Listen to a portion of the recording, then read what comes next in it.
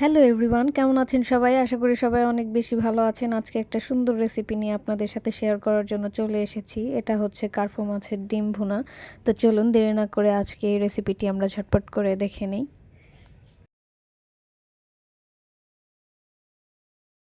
প্রথমে ডিমগুলো ভালোভাবে ধুয়ে 5 থেকে 10 মিনিট সেদ্ধ করে নিতে হবে গরম পানিতে।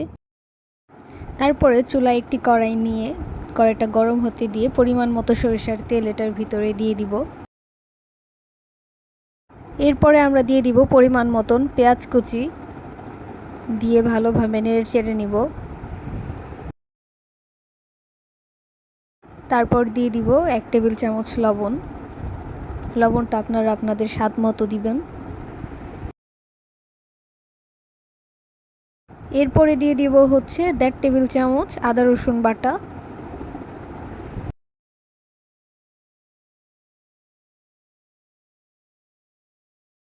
দিয়ে হালকা একটু নেড়ে চেড়ে নিব। তারপরে আমরা দিয়ে দিব 1 টেবিল চামচ হলুদ গুঁড়ো।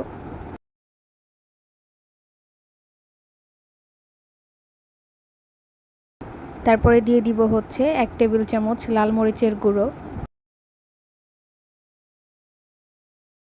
হালকা নাড়াচাড়া করে দিয়ে দিব হচ্ছে 1 টেবিল চামচ ধনিয়া গুঁড়ো।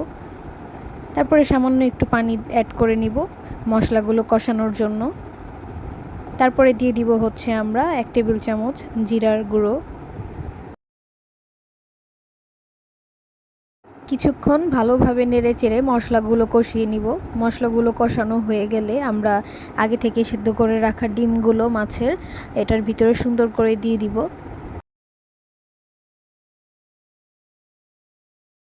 দিয়ে ভালোভাবে নেড়ে চেড়ে নিতে হবে। আর একই সাথে যেন ডিমটাও ভালোভাবে মশলাগুলো ডিমের ভিতরে মিশে যায় সেই দিকে খেয়াল রাখতে হবে। 6 থেকে 7 মিনিট এটা অনবরত নাড়াচাড়া করার পরে এটার ভিতরে 6 থেকে 7টা কাঁচামরিচ দিয়ে দিতে হবে। ঝালটা যে যেরকম খান সেরকম দিবেন।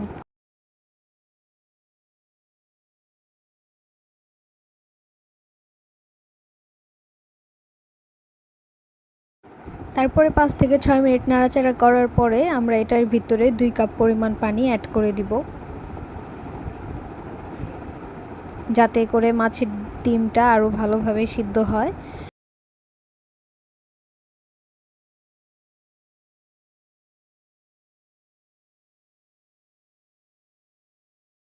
তারপরে চুলার জালটা বাড়িয়ে দিয়ে 10 থেকে 15 মিনিটের মতো অপেক্ষা করুন। এই যে দেখতে পাচ্ছেন তরকারিতে কত সুন্দর একটা কালার চলে এসেছে। তারপরে এই তো গরম গরম পরিবেশন করুন কার্ফু মাছের ডিম ভুনা।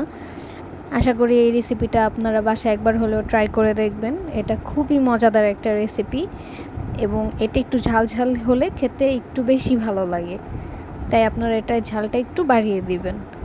আর অবশ্যই আমার রেসিপি দেখে ট্রাই করে থাকলে আমাকে কমেন্ট করে জানাবেন আপনাদের কেমন লেগেছে।